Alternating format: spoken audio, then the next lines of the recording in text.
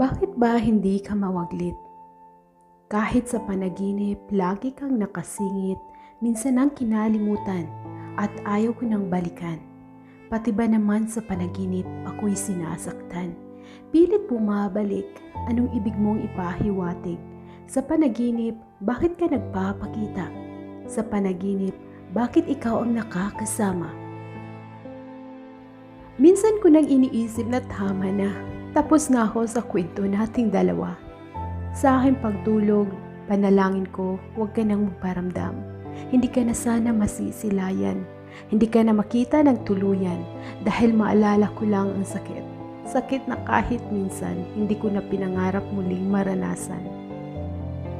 Ang tayong dalawa ay tapos na. Hindi na dapat binibigyan halaga, ngunit kung patuloy kang nagpapaalala na kahit sa panaginip, mga ngiti sa mata mo ang nakikita. Labis man ang aking panghihinayang, hindi dahilan para isipin kong sayang. Walang sayang kung dulot naman ay pagdurusa. Walang sayang kung masyado ka nang pinapahirapan. Walang sayang kung mag-isa ka na lang lumalaban. Walang sayang na relasyon kung hindi na pinapahalagan. Dahil sa relasyon, dapat pareho kayong dalawang nagkakaintindihan, nagdadamayan. Di man maiwasan, ako'y napapaisip minsan, natanong ang sarili kung bakit naman. Bakit ikaw na naman? Bakit di ako tinatantanan kahit sa panaginip mukha mo ang masisilayan? Sa piling mo, ako'y luhaan.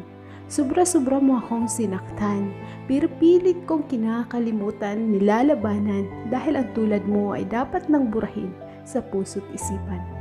Ayaw kong bigyan ng dahilan, ayaw kong bigyan kahulugan. Dahil wala nang rason para ikaw ay ipaglaban.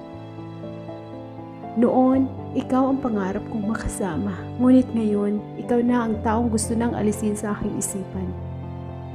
Noon, ikaw ang pinapangarap kong maging haligi ng ating tahanan, ngunit ngayon, ikaw na ang taong dapat ipagtabuyan, dapat nang talikuran. Dahil naniniwala akong pag-ayaw na sa akin, huwag nang pilitin. Sa aking pagpikit, sana huwag ka na makita ulit. Sa aking pagpikit, sana wala nang ikaw na pilit bumabalik. Sa aking pagpikit, sana masaya naman ang kapalit. Dahil sa ngayon, kahit ako lang, kaya kong maging masaya nang wala ka.